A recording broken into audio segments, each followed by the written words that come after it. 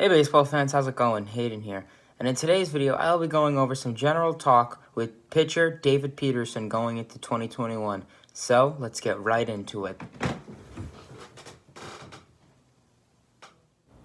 So this past season, we saw that the Mets were starved for starting pitching depth in 2020.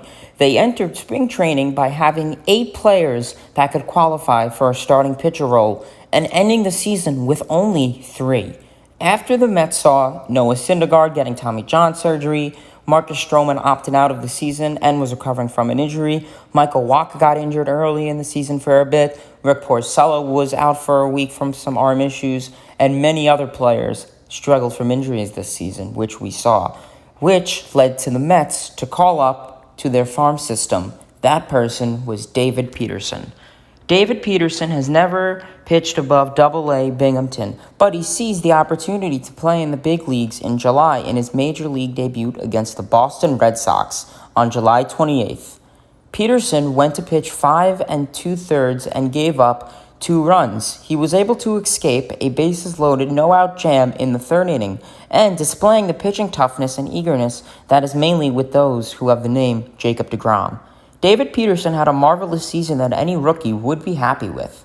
Peterson's 2020 stats consisted of 6 wins, as he led the Mets with wins, 2 losses, a 3.44 ERA, a 1.5 WAR, a whip of 1.208, 40 strikeouts, and pitched this in 49 innings. Looking at his pitching at a glance, though he has not thrown an MLB pitch this year in 2021, Peterson threw a total of 931 pitches that were tracked by the DC system between 2019 and 2020, including pitches through the MLB regular season and the fall/winter ball in the minors. In 2020, he relied primarily on his four-seam fastball, which topped out at 93 miles per hour, a slider topping at 82 miles per hour, a sinker topping at 92 miles per hour, a changeup topping at 84 miles per hour, and his last pitch, which he rarely uses due to his low velocity, which was his curveball, which topped at 75 miles per hour.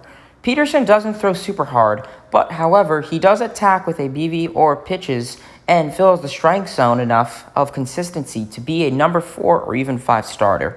Heading into 2021, some people are confident Peterson can handle being in the rotation for the full season, and some are disagreeing with that by saying he may have a sophomore slump or he can't just handle the full season.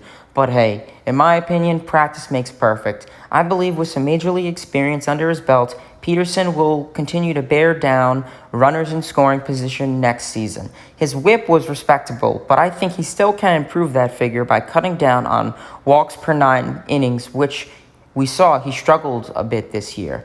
With MLB returning to a normal schedule in 2021, David Peterson will be facing teams that he never played up against his rookie year. Unfamiliarity between the teams often goes in the pitcher's favor, since opposing hitters have no chance to evaluate or adjust to the pitcher's arsenal. My predictions for David Peterson in 2021 will go by the following of 9 wins, 7 losses, an ERA of 3.88, a whip of 1.34, 117 strikeouts, with 134 innings pitched. I think David Peterson is definitely just a little bit around an average pitcher. Maybe he could have some potential, but I think for a lefty, which what the Mets need, is great.